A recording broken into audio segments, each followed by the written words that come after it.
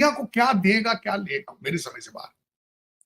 अब आप रिसेंटली बात कर रहे थे 12 एम्बेसडर आप लेके जा रहे थे स्वात, 12 एम्बेसडर, और किस ट्रिप पे जा रहे थे? स्वात पे टूरिज्म को प्रमोट करना है, 12 लोग जाएंगे, जिसमें ईरानी और रूस का। मगर सर ये तो स्वात में ऑपरेशन का कहते रहते हैं, इनको पता नहीं वहां पे क्या हालात है। नहीं, मेरी बात तो मुझे सुन ले, मेरा तो ये बहुत ज्यादा दुख है। इनको लेके जा रहे थे कि वहां पे भाई टूरिज्म अपने कंट्रीज में से लाओ, यहाँ लोग आके देखें। कि जनरल असेंबली का इजलास इस वक्त जारी है, वजीर आजम यहाँ पर पहुंच चुके हैं। इस वक्त ये इफ्तिताही इजलास जारी है।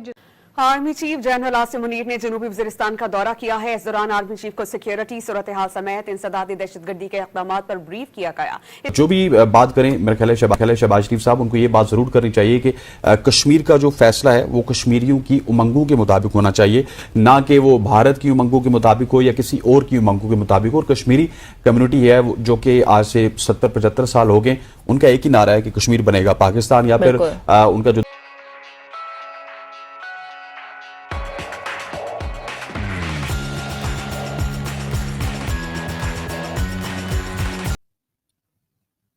वहां बम फटा उनके सामने, वो जो धमाका हुआ, कहा कहते हैं जी माइन फट गई है हमारा। भाई माइन को तुम क्यों नहीं देखा तुम लोगों ने यार? अगर मैं 1 मिनट के लिए देख भी लिया जाए माइन ही थी, तो तुम्हें पता नहीं था 12 एम्बेसडर जा रहे हैं?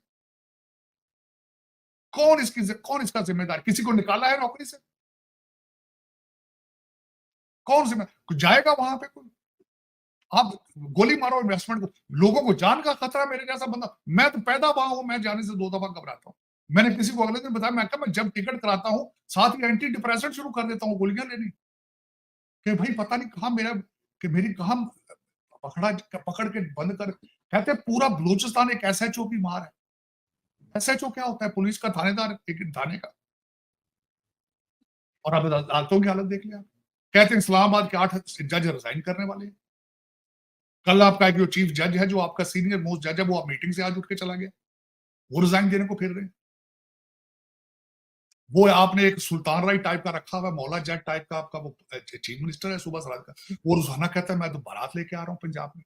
उधर से वो कह रहे हैं तुम सिंध का दरिया क्रॉस करके दिखाओ, हम तुम्हारे गला उतार देंगे, काट देंगे। इन सर्कमस्टांसेस सबके अंदर मुझे बताओ तो सही, कौन इन्वेस्टमेंट आएगा टूरिज्म करने वहां पे?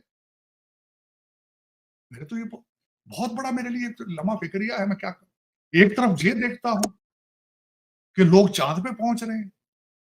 मोदी साहब ने आज कहा, बात की अपने स्पीच के अंदर, उन्होंने कहा हाँ भैया हम लेट जरूर थे, 5G में हम लेट थे, लेकिन अब जब जिस साइड पे मूव कर लेते हैं हम बड़ी जल्दी पहुंच जाते हैं वहां। बात तो उनकी ठीक, चांद पे तो पहुंच गए, चंद्रयान तो चला गया, सूरज वाला भी, सन वाली साइड उधर भी चलेंगे, ड्रोन्स भी ले रहे हैं, वो चिप्स भी वहां डिफेंस के बना रहे हैं, सबमरीन्स भी अपनी बना रहे हैं। यहाँ पे सारी कंपनियों की, अमेरिका को आज चला ही भारतीय रहे हैं। हम कहाँ हैं इस गेम के अंदर? सारी के मैं बताओ तो सही, जो मैंने आपके सामने सारा कुछ ABC सामने रखी, इसमें से पिक तो करो, मुझे प्रूव तो करो कि यार तुम गलत बोलते हो। कई मेरे दोस्त मुझे कहते हैं यार तू हर वक्त नेगेटिव बोलता है। मैं नहीं बोलना चाहता नेगेटिव, मैं पॉजिटिव बोलना चाहता हूं। बताओ तो सही, कहो हमने रेलवे ठीक सर एक चीज, सर सिर्फ एक चीज सर पॉजिटिव जो एक हिंदू कम्युनिटी के इंसान ने की, कि जो उसको मुसलमान को जलाए दे रहे थे सिंध में, वो आप देखें उस बेचारे ने, वो हिंदू कम्युनिटी के थे, उन्होंने उसको निकाला आग में से और दफनाने के लिए लेकर गए उस बॉडी को। उनकी इतनी तारीफ हो रही है, प्राइम मिनिस्टर से आवाज नहीं निकली। मैं कह रहा हूँ आरजू, देखें उसकी खबर ही नहीं बना। हमारे नेशनल हीरोज तो ऐसे होने चाहिए। आप उसकी बात कर रहे हैं। आपके अगले दिन जो CSS जो उनका डिपार्टमेंट है, मैं उसकी हिस्ट्री पढ़ रहा था, उसमें सबसे ज्यादा कामयाब जो था वो भगवान दास थे, जो आपके चीफ जस्टिस थे।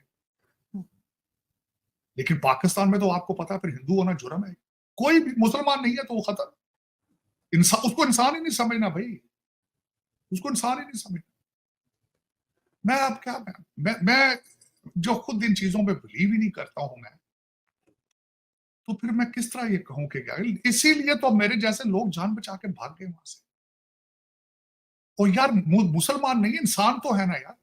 लोग तो जानवरों से भी ऐसे नहीं करते। मैंने आपको बताया, मैं यहाँ जानवरों के साथ भी अपनी जिंदगी में मैंने कभी उनको भी तंग करने की कोशिश नहीं की। जानवर कैसे मेरे घर में मैंने आपको बताया था, मेरी बच्चियां जो हैं वो अब तो चली गई शादियां करके, वो 2 बिल्लियां साथ लेकर आ गई थी, छोड़ के चली गई। मैं तो कभी सो रही हो उसको बिस्तर बेड से नहीं उठाता बिल्ली को, भाई कुर्सी में बैठी हो इस कुर्सी से नहीं उठाता। मैं तो घर सर में उठती भी नहीं है बिल्ली, सर बिल्ली उठती भी नहीं, मैंने बहुत बिल्लियां रखी है, आप कहेंगे भी तो नहीं आरज़ू उठेगी। में बात कर रहे, घर में चूहे आ रहे, मैं चूहा नहीं मारता भाई। मैं कहता हूँ यार ये भी तो जानता है, जानदार है, इसको बाहर निकाल दो, मारो तो नहीं इसको। मैं तो मक्खी मारने से डरता हूँ, उसमें भी जान है। मैं तो जैनिज्म बड़ा डिटेल से पढ़ा, मेरे बहुत जैनी दोस्त हैं, इंदौर में मेरे जैनी बहुत दोस्त हैं, मैं बहुत प्यारे मेरे भाई हैं, मैंने जैनिज्म को बड़ी डिटेल से पढ़ा, बुद्धिज्म को बड़ी डिटेल से पढ़ा। नहीं किसी पत्ते को भी ना काटो यार, जान है उसके अंदर।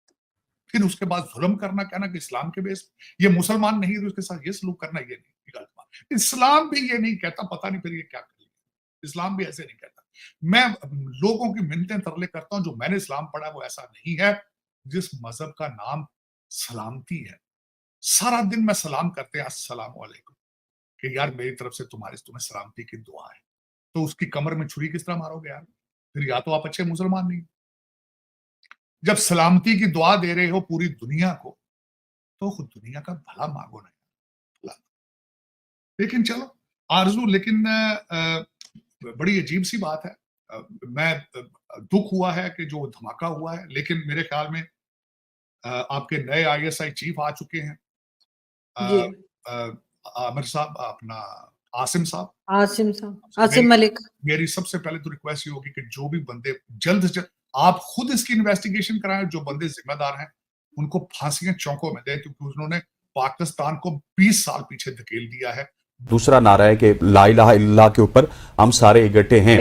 बाकी रिजर्वेशन तो हर जगह पे होती हैं, यहाँ पे भी आप कश्मीरियों से बात करेंगे या फिर उस पार के कश्मीरियों से बात करेंगे तो रिजर्वेशन तो उनकी जानिब से भी हैं, लेकिन डेफिनेटली हमें उनको हल करना है। अभी वजीर आजम हमारे जो है शहबाज शरीफ साहब, वो अमेरिका इस वक्त पहुंच चुके हैं। अब 27 तारीख को उनकी स्पीच है, 28 तारीख को Indian prime minister Narendra Modi की स्पीच है। तो देखते हैं कि क्या स्पीचेस सामने आती हैं, क्या एजेंडा सामने आता है, दुनिया को खुल के हमारे वज़ीर आजम क्या बताएंगे, हमारे वजीर आजम क्या बताएंगे।